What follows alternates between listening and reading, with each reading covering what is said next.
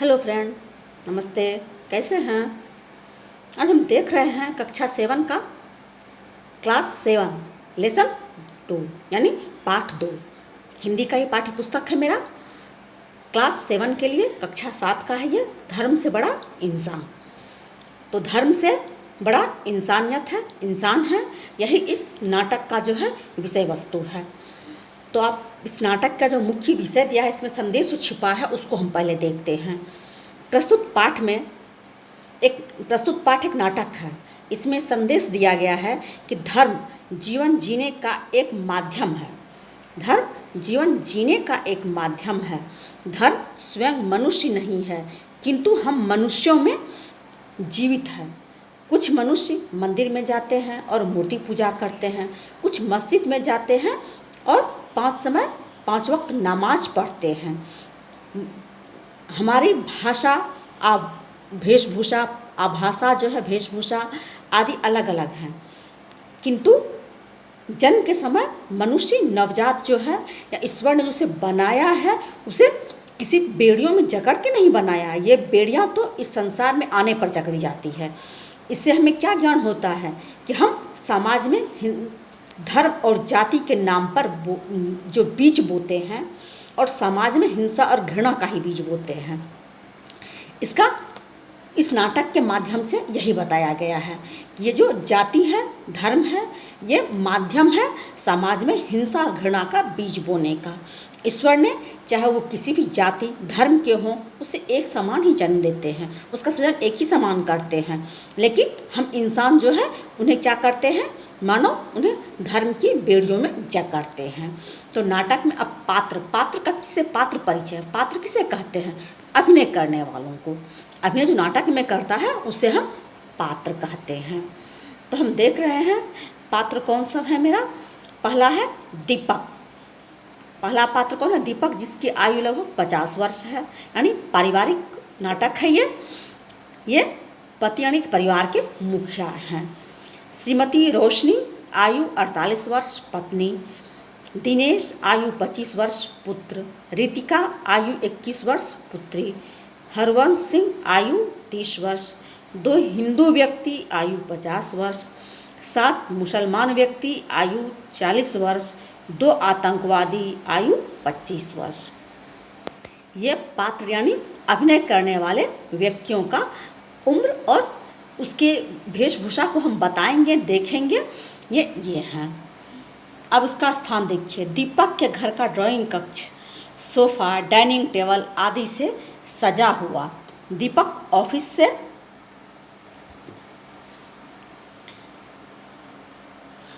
से आता है।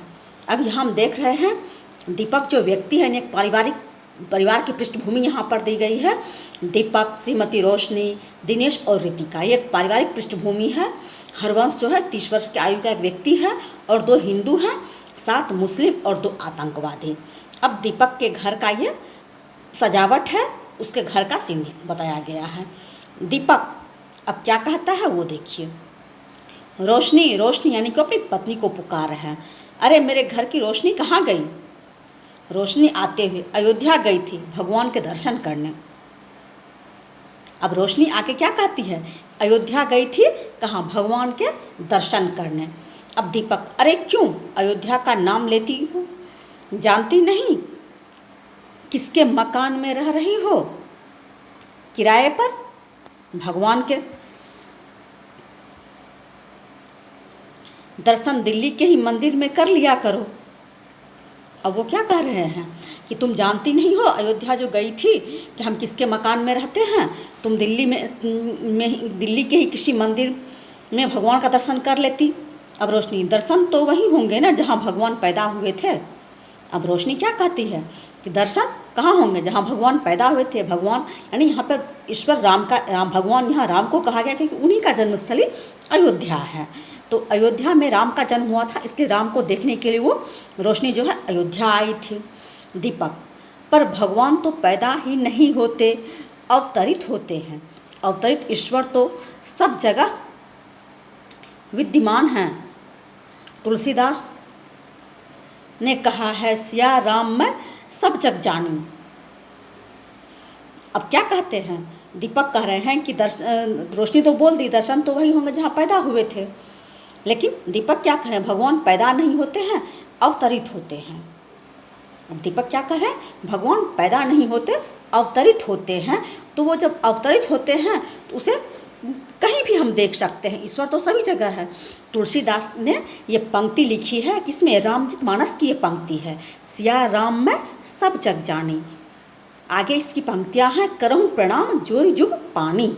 ये आधी पंक्ति ही यहाँ पर दी गई है, पूरा बता रही हूँ कि सिया राम, सिया सीता जी को कहा गया है, राम मैं सीता और राम से परिपूर्ण मैं संपूर्ण संसार को जान रहा हूँ। तो फिर मंदिर और मस्जिद जाने की आवश्यकता, मंदिर जाने की आवश्यकता क्या है, जब राम और सीता से पूरा सृष्टि संसार संलिप्त है। तुम्हारे तुलसीदास ने कहा होगा, मेरे गुरु जी तो कहते हैं कि असली भगवान तो अयोध्या में ही है, शेष स्थान पर तो उनकी कार्बन कॉपी है, मैं तो असली ओरिजिनल कॉपी के ही दर्शन करूंगी।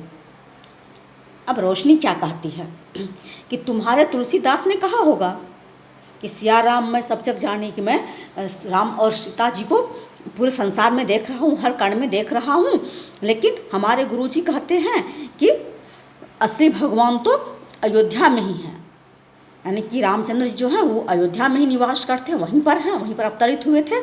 और बाकी जगह क्या है, वो कार्बन कॉपी, इसके हम फोटो कॉपी कहते हैं, जीरोक्स बोलते हैं, वही है। और असली, मैं तो असली ओरिजिनल दोनों समान शब्द हैं के दर्शन करूंगी, उसकी कॉपी की नहीं, यानी कि उसकी प्रतिरूप छाया रूप का मैं दर्शन नहीं करूंगी। अब देखिए दीपक क्या कहते हैं, कॉपी कोई भी हो परंतु दर्शन के लिए आंखों में श्रद्धा होनी चाहिए। मेरी आंखों में तो श्रद्धा के स्थान पर डर भर गया है। अगर तुम्हें कुछ हो गया तो मुझे अयोध्या छोड़ हरिद्वार जाना पड़ेगा। अब दीपक क्या कहते हैं कि कॉपी कोई भी हो परंतु दर्शन के लिए आंखों में श्रद्धा होनी चाहिए। अब उनका, दीपक का कहना है, वो रोशनी को समझा रहे हैं कि हमें ईश्वर को देखने के लिए आंखों में श्रद्धा, मन में भावना होनी चाहिए। उसमें फोटो कॉपी या कार्बन कॉपी जो कहते हैं उसकी आवश्यकता नहीं है। और तुम जाती हो तो मुझे मन में डर लगता है, यदि तुम्हें कुछ हो गया, यानी कि यदि दंगा फैला, कोई मुस्लिम तुम्हें मार दिए तो हमको अयोध्या छोड़कर हरिद्वार जाना पड़ेगा, आशय है कि हमें संन्यास लेना पड़ जाएगा। अब रोशनी पूछते, हरिद्वार क्यों? दीपक, इतना भी नहीं समझती, तेरी अस्थियों का कलश लेकर। अब दीपक उसको समझाते हैं, इतना भी तुम नहीं जानती हो कि अयोध्या में क्यों, हरिद्वार क्यों जाऊंगा? अस्थियों का कलश लेकर, नहीं कि तुम मर जाओगे, तुम्हारे संस्कार होने के बाद जो तुम्हारे अस्थियां रहेगी, अवराग का अवशेष जो रहेगा, उसे हम कलश में लेकर हरिद्वार गंगा में देने जाएंगे। अब रोशनी क्या कहती है, हाय राम, कैसे अशुभ बातें मुंह से निकालते हो। अब रोशनी क्या कह रही है कि दीपक को कि हे भगवान, तुम इतनी अशुभ बातें, यानी गलत बातें मुंह से क्यों निकालती हो? मेरे अशुभ क्या हुआ, मेरे मौत के बारे में सोच रहे हो, तुम क्यों सोचते हो? अशुभ काल, अब दीपक क्या कहता है, अशुभ काल तो अब शुरू हो गया। अयोध्या में मस्जिद गिरा दी और पाकिस्तान में मंदिर इतने गिरते हैं कि लोगों ने मुखौटे पहन लिए हैं। अब तो दोस्त को भी दुश्मन समझना पड़ता है, दुश्मन समझना चाहिए। आंखों में इतना डर है कि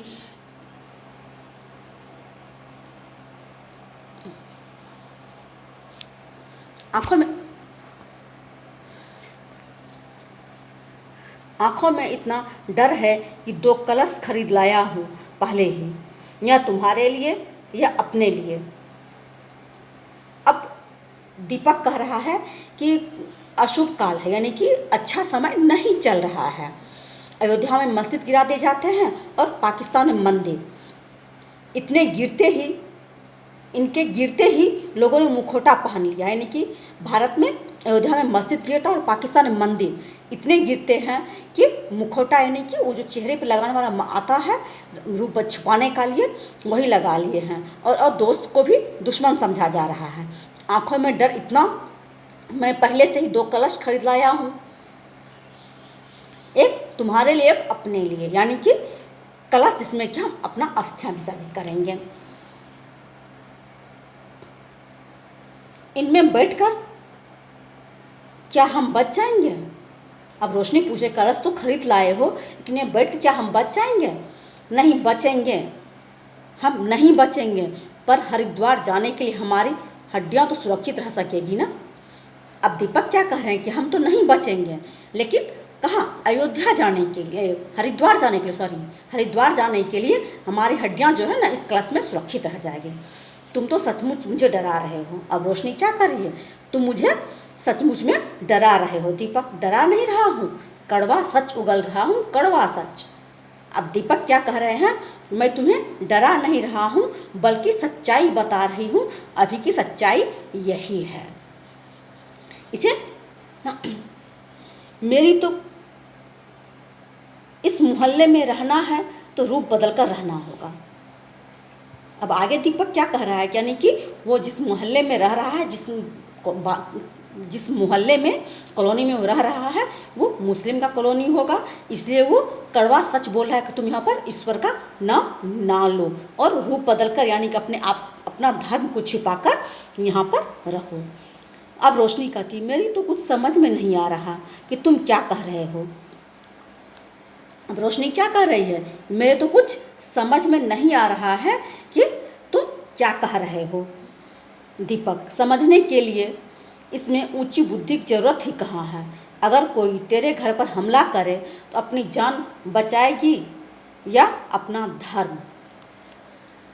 अब दीपक क्या कहते हैं, इसमें समझने के लिए कोई बुद्धि की आवश्यकता नहीं है, जानकारी की आवश्यकता ज्ञान का नहीं है, क्योंकि यदि हमारे घर पे कोई हमला कर देता है तो हम क्या करेंगे? अपनी जान बचाएंगे या अपना धर्म? रोशनी, धर्म भी तो तभी बचेगा जब मेरी जान बचेगी। अब रोशनी क्या कहती है कि धर्म तो तभी बचेगा जब हमारी जान बचेगी। अब दीपक कहते हैं, तो अयोध्या की बात भूल जा और अब अपनी जान की सोच। यानी अयोध्या जो जाना चाहती है ओरिजिनल भगवान को देखने के लिए, ओरिजिनल स्थान पर, उसको भूल जाओ और अपनी जान बचाने की सोचो। बताओ क्या करना होगा? अब रोशनी प्रश्न करती है, जब जान के बारे में सोचना है तो बता दो कि मुझे क्या करना पड़ेगा। बाहर सब सो रहा है, हमारा मंदिर वहीं बनेगा, दिनेश दौड़ता हुआ आता है। अब बाहर से शोर आ रहा है क्या? हमारा मंदिर वहीं बनेगा, यानी कि अब मंदिर कहाँ बनना है, इसके लिए जिस स्थान पर था वहीं पर बनेगा, वो शोर सुनाई देता है। दिनेश कौन है? दीपक का बेटा, जो कि दौड़ता हुआ अंदर आता है। दिनेश, पापा मम्मी छिप जाओ, जल्दी छिप जाओ, दरवाजे खिड़कियाँ बंद कर लो, राम मंदिर के लोग आ रहे हैं, कुछ भी कर सकते हैं। अब जब दिनेश दौड़ के आता है तब कहता क्या है? पापा मम्मी छिप जाओ। दिनेश यानी दीपक, रोशनी का बेटा, दरवाजे खिड़कियां सभी बंद कर लो, राम मंदिर के लोग कुछ भी कर सकते हैं, यानी कि राम मंदिर जो बनाने वाले लोग हैं वो कुछ भी कर सकते हैं। यानी कि 2 धर्म और जाति संप्रदाय के लोग आपस में अपना वैर भाव व्यक्त कर रहे हैं। इस कहानी के माध्यम, नाटक के माध्यम से क्या बताया जा रहा है कि धर्म से बड़ा इंसान है और बाहर शोर आ रहा है, हम मंदिर वहीं बनाएंगे। ये सुनकर दिनेश दौड़ता हुआ घर आता है और अपने मम्मी पापा से कहता है कि हमें जल्दी से छिपकर अपना खिड़की दरवाज़ा बंद कर लेना चाहिए। तो आज बस इतना ही, और इस नाटक का अगला भाग जो है, आगे का भाग अगले पार्ट में देखेंगे। तो आज बस इतना ही, धन्यवाद।